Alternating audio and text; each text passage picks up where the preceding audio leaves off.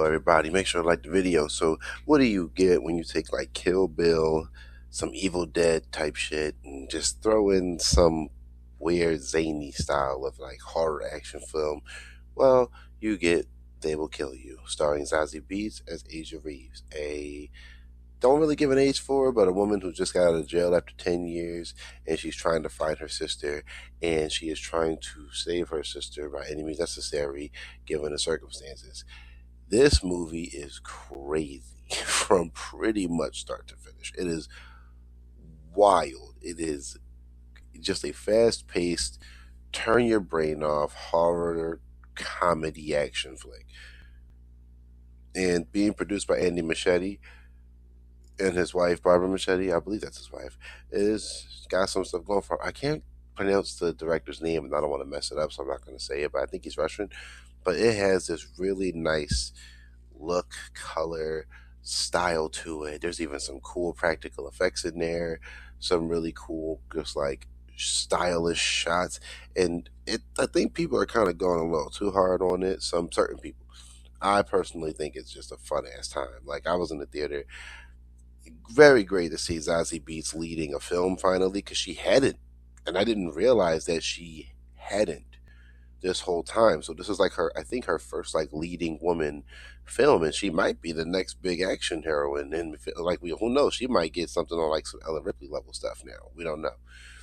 I would like to see her lead like a cool sci-fi film or something a little more like in that range where she'd become one of like the new big movie heroines. We'll see, but she did such a great job. Some of the line reads in the film from all the actors, I was like, this was a little weird and like kind of dry, but maybe that was supposed to be the point. You know, like this actor and her sister, Myala, I'm not messing with her, but she's good too.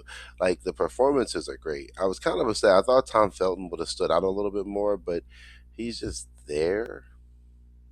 Same with Heather Graham. Like I had read some stuff like Heather Graham worked out crazy for like every day and was getting ready for the action sequences, but she didn't really do much that would have required her to do all that. I mean, I'm glad she put in the work. Everyone deserves to put in the work.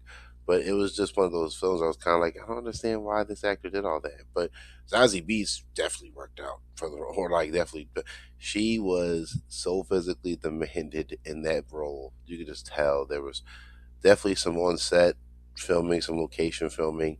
There was definitely some really great stunt choreography. Like whoever did the stunt choreography for this film, good job because this is phenomenal.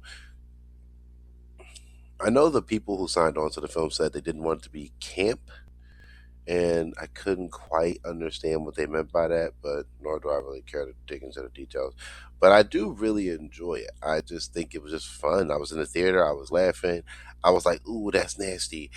You get the audience reaction, everybody's going, hey, yo, like, it was just like everybody was just kind of going. And that opening fight scene when she starts just going off, that was probably when I was like, okay, this is going to be wild pretty much from now till the end. And that's exactly what happened.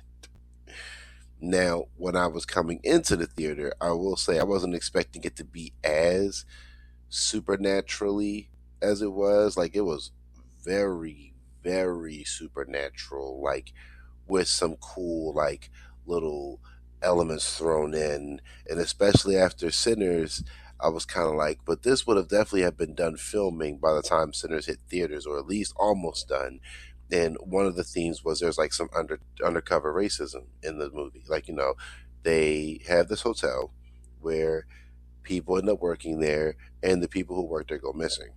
And 9 times out of 10, it's illegals or some form of minority or something. And they like, okay, this is interesting. I'm thinking like maybe they're secretly the Klan or this, that, and third. It is something I didn't see coming, and I don't like to spoil things like this because it's actually a pretty big reveal in the movie. So I'm not going to tell you what it is, but I'm going to say if you're expecting what you think you are, you're not going to see it coming.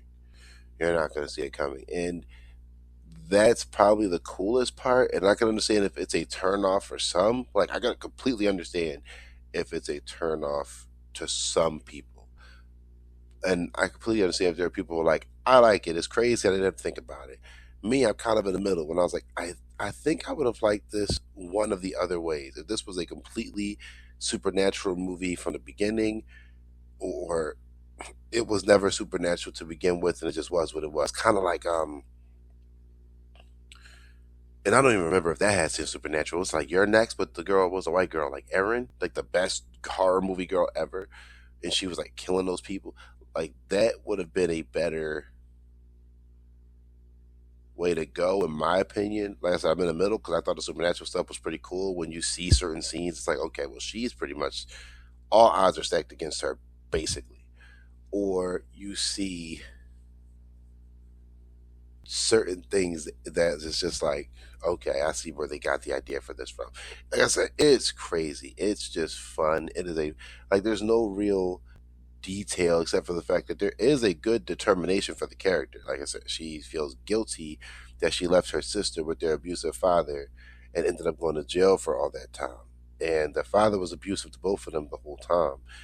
They get away. She runs and leaves the sister because she panics, and the sister had to stay with the abusive dad for all that time. That's a sad backstory. First of all, that's just a really sad backstory. Period. But for them to have to go through that, but then it's also kind of comes full circle to some degree. There's like some closure on that, and I just never got how it's not even like a think piece. Like I said, it's not a think piece, but there is some elements in there where you're like, okay, you genuinely feel bad for both of them, the sisters. You do feel bad for them. You actually understand where the drive comes from. So that part I loved.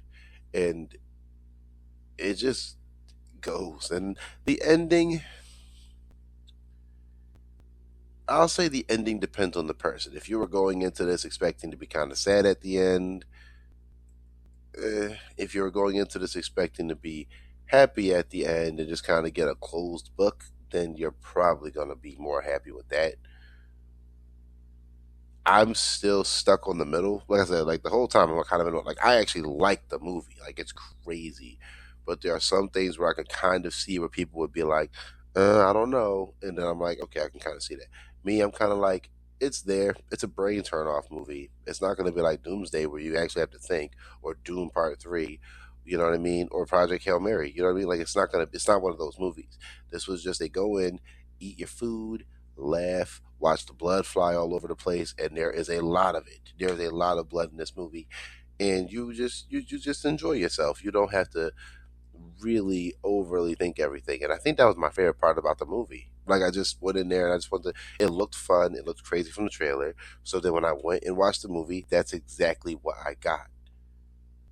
So yeah, all in all, I'd say go give Zazie Beetz some love. I will say shout out to the black people that were in the theater because that was most of the people in my theater. It was a mostly like black people filled movie theater. And I don't care how anybody feels about this part, if it feels cringe or whatever.